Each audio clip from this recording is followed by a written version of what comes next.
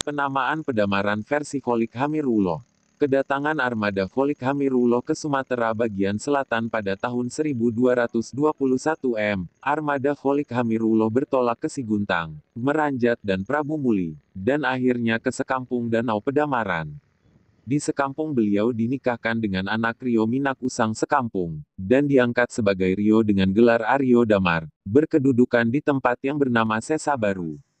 Nama Rio Damar inilah yang sesungguhnya menyebabkan terjadinya nama Pedamaran, yang berasal dari kata damar atau pelita, karena ia menyebarkan dan menyiarkan agama Islam kepada para penduduk yang semula menyingkir dari danau karena tidak bersedia masuk Islam yang diajarkan oleh Syarif Husin Hidayatullah Usang Sekampung.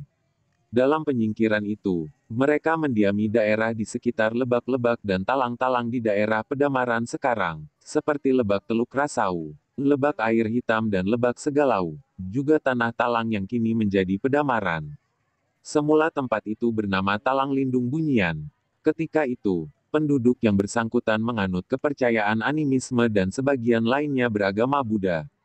Dalam waktu beberapa tahun ketika Kholik Hamirulo atau Rio Damar berada di daerah yang kini bernama Pedamaran, berhubungan antara para wali di Jawa dengan orang Palembang menjadi lebih lancar.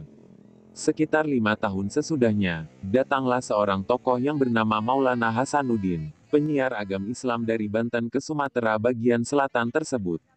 Ia mengunjungi para pengikut keempat nahkoda yang berada di Siguntang, Meranjat, Prabu Muli dan Danau Pedamaran, dan akhirnya menikah dengan Putri Patih yang berada di Meranjat, yaitu saudara nahkoda Suropati. Menurut sumber-sumber yang diperoleh, dalam pemerintahan Ratu Sinuhuning Sakti ini, agama Islam berkembang dengan pesatnya. Penyebarannya dari Palembang sampai ke Jambi, Bengkulu, Riau Daratan hingga Semenanjung Tanah Melayu.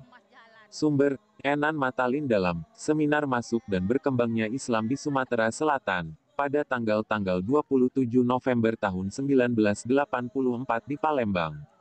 Editor, KHU. Gajah Nata dan Sri Edi Swasono.